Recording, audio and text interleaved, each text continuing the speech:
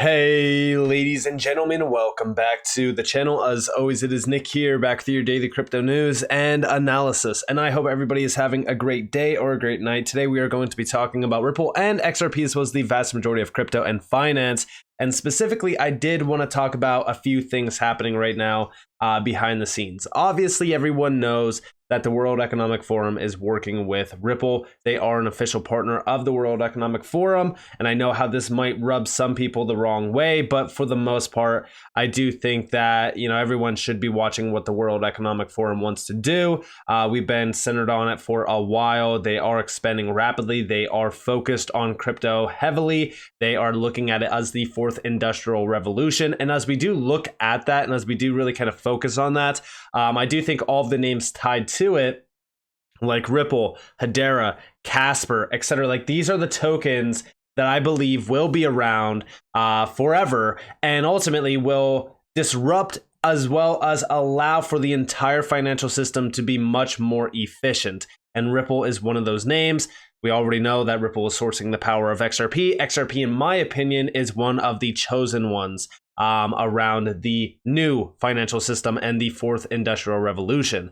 But if we go all the way back to November of 2022 as well, because this got posted in August of 2022, here's November of 2022, the global stablecoin race is on. This got posted over on Ripple's website, and we do see 2022 might well be remembered as the year of the stablecoin. Despite getting off to a rocky start with the implosion of Terra, the stablecoin sector rebounded to reach a new high of $1 trillion in monthly trading volume in August, and has been on the agendas of the World Economic Forum and also the Committee on Payments and Market Infrastructure and US regulators as they continue to evaluate its role and impact on economic markets. Now, with stablecoins, I've talked about this quite a bit. I actually think that stablecoins could be much more beneficial to the general public compared to CBDCs.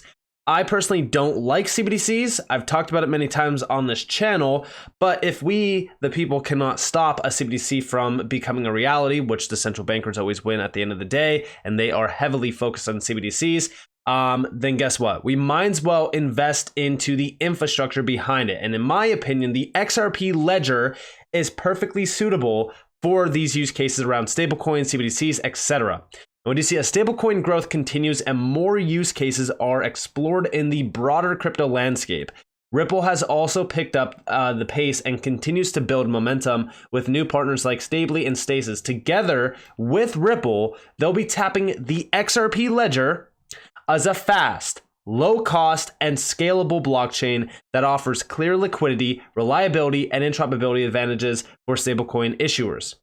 Now with this, right, we focus on how large the XRP ledger will be. I've talked about it many times around XRP, as everyone is focused on one thing with the XRP and the XRP ledger is the idea of XRP's price.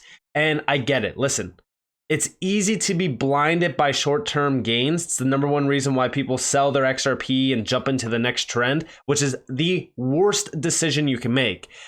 If we look at the XRP ledger, we know that this is best suited to support stablecoins at scale. And the key word there is actually scale. It's not just about supporting stablecoins, because we know a lot of these DLTs can, but scale is the focus here. Built to support the tokenization of any asset, the XRP ledger can handle a high volume of transactions that settle in mere seconds and cost only a fraction of a cent. This native token functionality also makes it easy for issuers to create, issue, and manage any asset without the need for a central intermediary.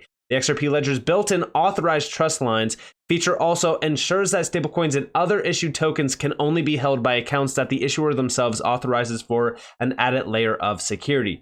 And we already started to see a lot of stablecoins being issued out on the XRP ledger.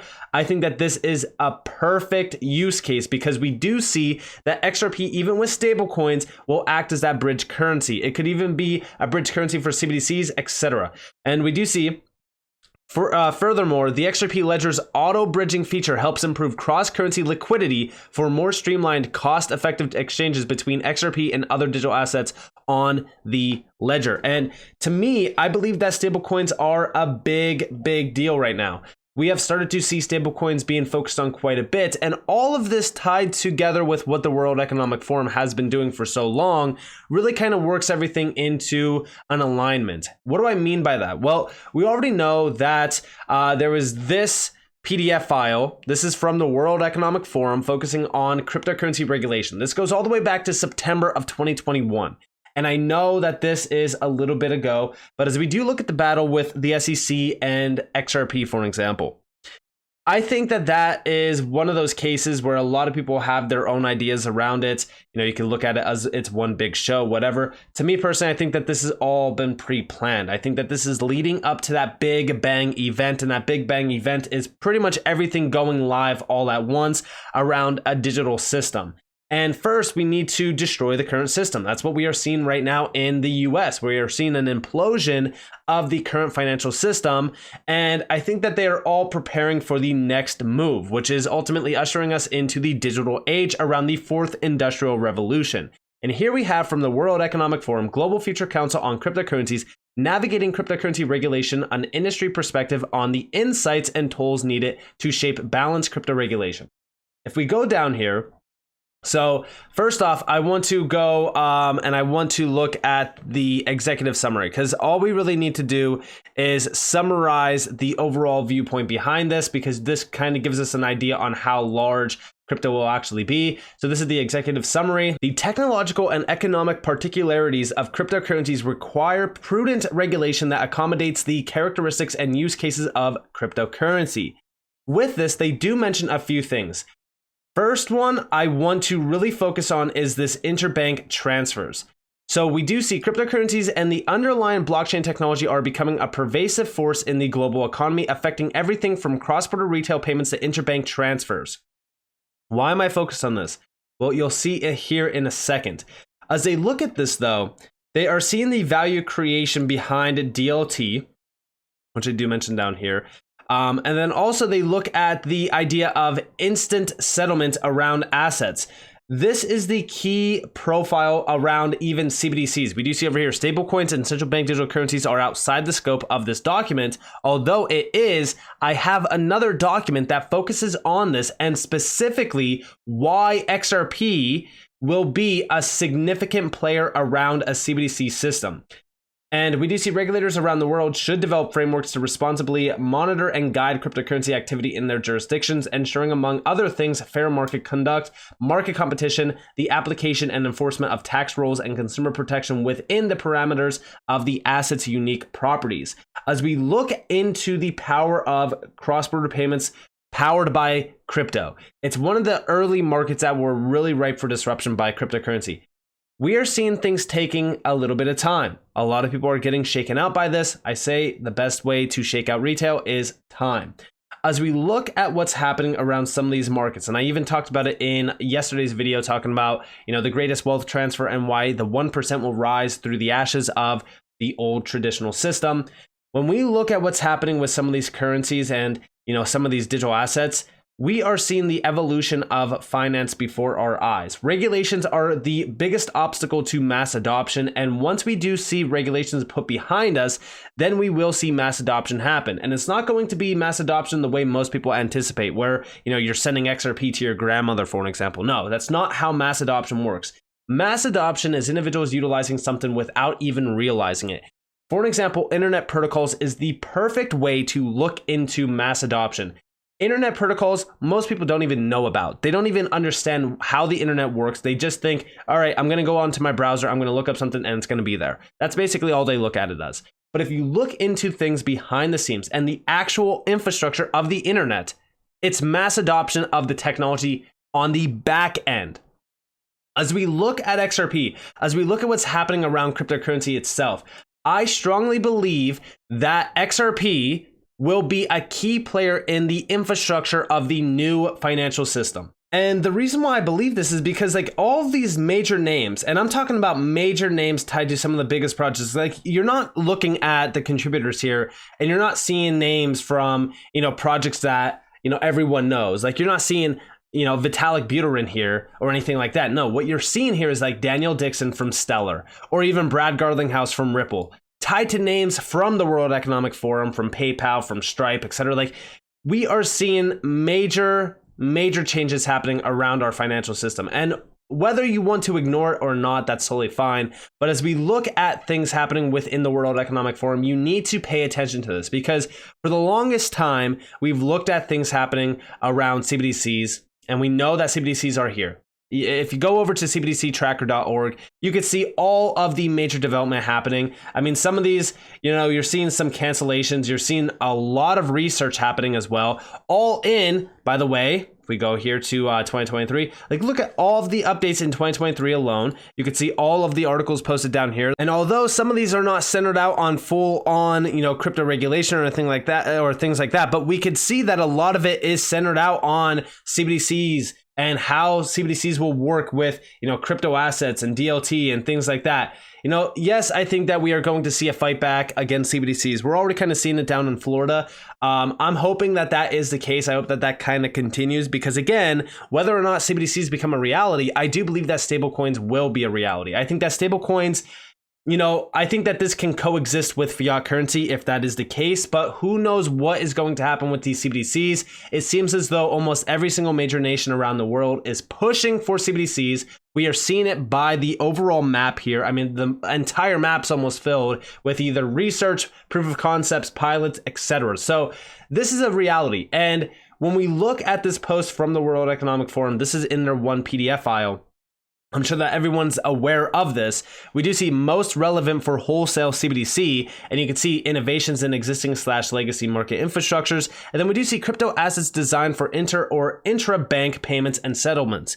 The crazy thing about this is that there's two examples here. There's JPM Coin and XRP. Why do you think JP Morgan went after Ripple and XRP through the SEC? Of course, calling their banker buddies. It's very simple. But the crazy thing about all of this is that JP Morgan coin is not going to be utilized. They want to utilize something that is fully decentralized, like XRP. That's why JP Morgan coin is going to fail. Brad Garlinghouse actually said this many times in the past as well. Like, why would Bank of America, for an example, why would they want to utilize JPM coin? They won't. They don't want to. That's why they are already planning to utilize XRP once regulations are put behind us.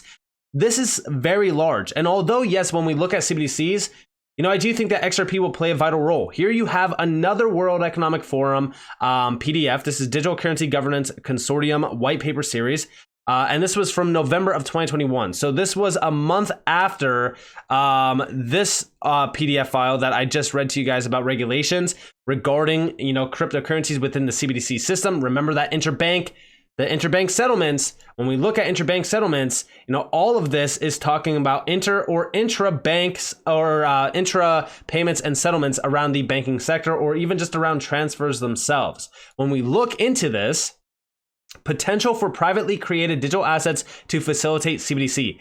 Existing private sector blockchain-based digital assets could potentially assist in the facilitation of cross-border wholesale interbank CBDC payments and transactions.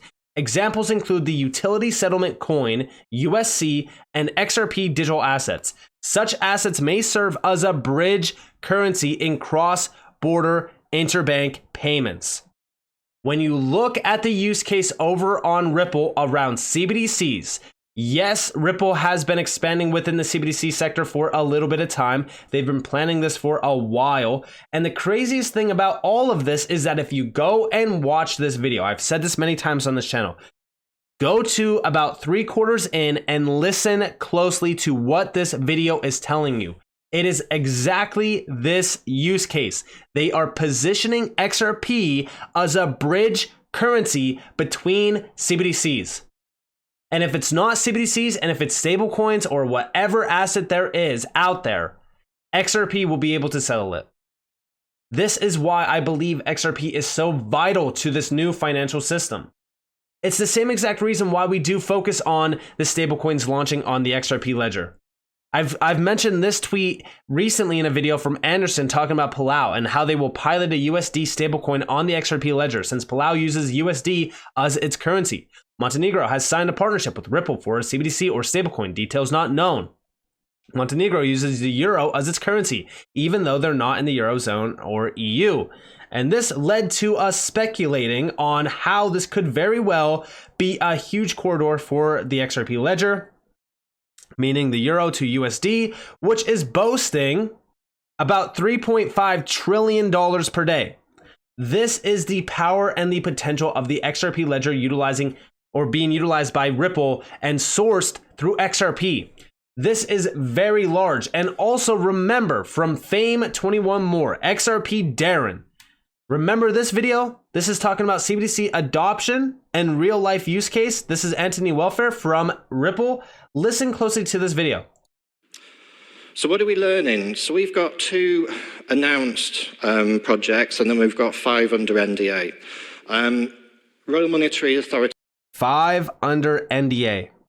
This is real life use cases. And although, yes, it's 2. We have Bhutan as well as Palau. They're the 2 big ones. Montenegro is now the 3rd one, but listen closely to the rest of this. Bhutan is a real CBDC, so there's a central bank, and they've issued a currency, and that's very much at decent stages at the moment. And Palau is actually a US dollar stablecoin. So Palau has its own government, but no central bank. So they use the US dollar. So we're issuing on the public blockchain, on the public XRP ledger, a USD stablecoin for this country to use. That's actually quite interesting for innovation, because there's other things can be done with that.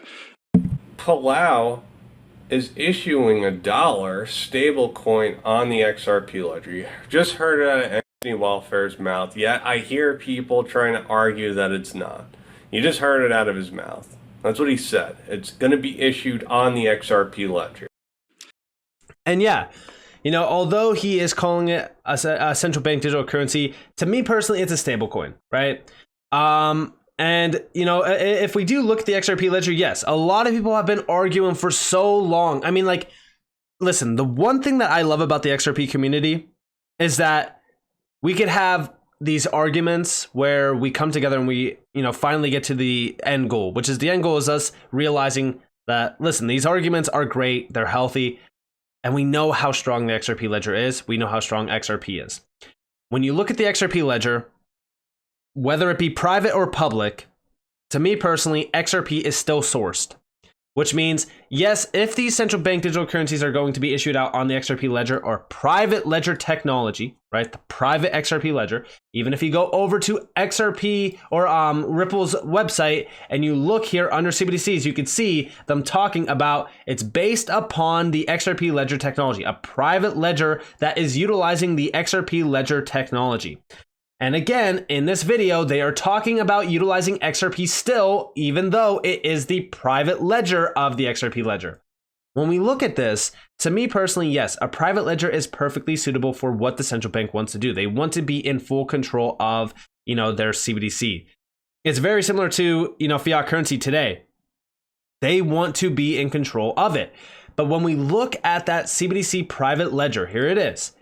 It powers, right? It's based on the same blockchain technology that powers the XRP ledger, which means that the CBDC private ledger is built for payments. This also means that the CBDC private ledger is designed for issuing currencies with over 5,400 currencies issued on the XRP ledger over the past 8 years, including its native digital asset XRP, which can be leveraged as a neutral bridge asset for frictionless value movement between CBDCs and other currencies. As we look at XRP, I always look at XRP as being that bridge currency, whether it be CBDCs, stablecoins, I don't care. XRP's use case is perfect for this. I look at XRP as a liquefied bridge asset. It could power on-demand liquidity, and it could be sourced as a bridge currency between any 2 assets. It can be settled in seconds, and XRP, one XRP, can be utilized over 20,000+ times in one single day. And to some people, yes, I have seen that being FUD around XRP's value. They're saying if it could be utilized, if one XRP can be utilized 20,000 times in one day, then how do you think that the price of XRP is going to skyrocket? If, you know, it's instant settlement, you know, it's only utilized for a few seconds. Yes, I get it. But when you look at some of these markets and they're $3+ trillion per day, yeah, I think that it's great that XRP can be utilized 20,000 times, you know, in one day for one single XRP. But when you're talking about markets this size, to me personally, I don't care if it's going to settle in seconds, because it's going to be getting settled multiple times per day. And I'm talking about the largest network effect that you could possibly think of, because these markets are so vast. The transactional volume alone is massive. So when we look at XRP and when we look at the use case potential here, and when we look at everything happening from names like the World Economic Forum, which are behind the fourth industrial revolution and the idea of the Great Reset in quotation marks, to me personally, I believe that XRP is a chosen one. It's a chosen digital asset for specific use cases outlined in a lot of these documents as a bridge currency around instant settlement. So with that being said, I hope that you guys enjoyed this video. If you guys did, definitely leave a like, subscribe, to notifications on because more free content. You guys are more than welcome to follow me on Twitter and join the free Discord in the description below. It says up to you all. Have a beautiful day or a beautiful night wherever you guys are in this beautiful world. It's been Nick. Peace out, guys.